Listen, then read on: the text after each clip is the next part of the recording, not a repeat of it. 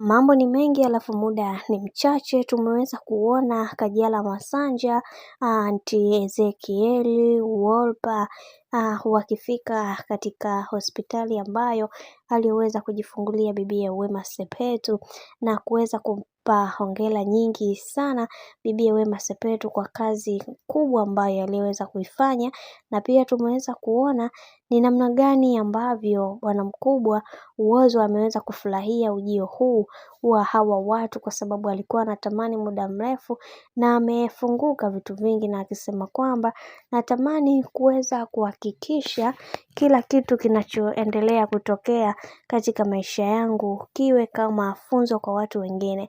Lakini tuliweza kuona Kajala Masanja kwa upande wake aliweza kuandika ujumbe mwingi wa kuweza kuwafanya watu wengine waweze kuwa katika mikakati na misingi iliyo imara, na kuwafanya wawe katika misingi iliyonyooka ili kuweza kutengeneza kesho yao iliyo bora. Na wengi wao waliweza kuappreciate hili na wakasema kwamba kuna mambo mengi yameweza kutokea katika maisha, na tusipokuwa makini tutajikuta tunapoteza watu wetu wa umuhimu.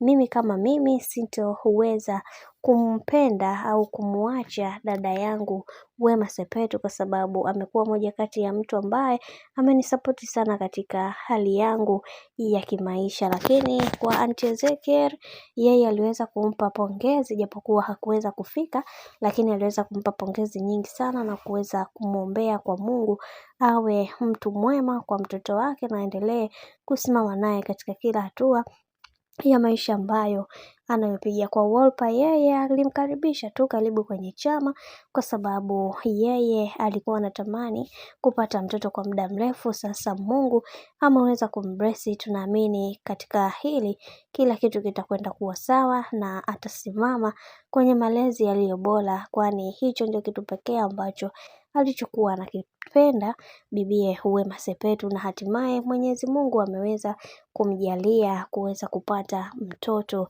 wa kike. Bwana, mambo ndo kama hivyo ambavyo unavyozidi kuona, kadri siku zinavyozidi kwenda ndivyo mambo ambavyo yanavyozidi kupamba moto. Na kwa upande wa Wema Sepetu ameonyesha furaha kubwa, kwani ni kitu ambacho alichokuwa anakitamani kuweza kukiona kwa muda mrefu, na ameweza kufunguka vitu vingi, na akisema kwamba kuna mambo mengi natamani kuweza kuyazungumza, ila kikubwa unatakiwa kuweza kuwa makini kwenye kumlea huyo mtoto. Anatakiwa kuweza kupata malezi bora na sio malezi ya ustaa. Hii itakusaidia sana katika maisha yako yote.